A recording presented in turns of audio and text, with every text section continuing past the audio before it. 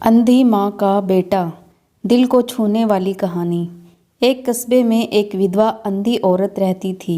उसका एक बेटा था जिसके पालन पोषण की सारी जिम्मेदारी उसके कंधों पर थी। वह अपने बेटे को पढ़ा लिखा कर एक बहुत बड़ा आदमी बनाना चाहती थी, इसलिए उसने उसका दाखिला कस्बे के सबसे अच्छे स्कूल में किया।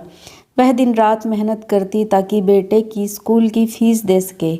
लड़के के स्कूल के बच्चे उसकी माँ के बारे में जानते थे। वे सब उसे अंधी माँ का बेटा कहकर चिढ़ाते थे। लड़का इससे बहुत परेशान था।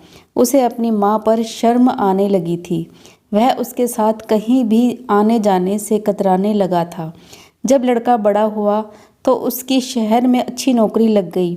उसने अपनी माँ से वादा किया कि शहर में मकान लेकर वह उसे लेने आएगा, लेकिन वह शहर गया तो फिर लौटकर वापस नहीं आया। उसकी अंधी माँ उसका इंतजार करती रह गई। कई महीने बीत गए, लड़के की कोई खबर नहीं आई। लड़के की कोई खबर नहीं आई। अंधी एक दिन उससे नहीं रहा गया और वह बेटे से मिलने शहर पहुंच गई। पूछते पूछते वह बेटे के ऑफिस पहुंची। वहां सिक्योरिटी गार्ड ने उसे रोका।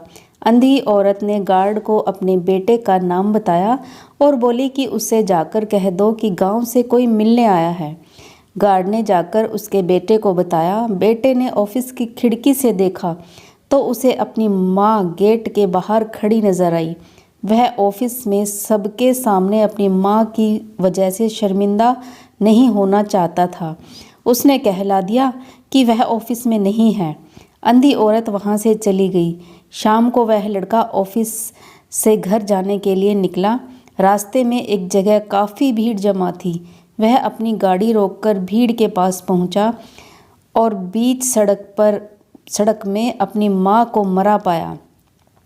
उसके हाथ में एक चिट्ठी थी जिसमें लिखा था, बेटा, बड़े दिन हो गए थे, तेरी कोई खबर नहीं मिली। चिंता हो रही थी, इसलिए तुझसे मिलने चली आई। तू तो अब बड़ा आदमी बन गया है। तुझसे मिलना अब शायद मुझ गरीब की किस्मत में नहीं, लेकिन मैं बहुत खुश हूँ तेरे लिए। तूने अपना ही नहीं मेरा सपना भी पूरा किया। मलाल है कि तेरी तरक्की नहीं देख सकती।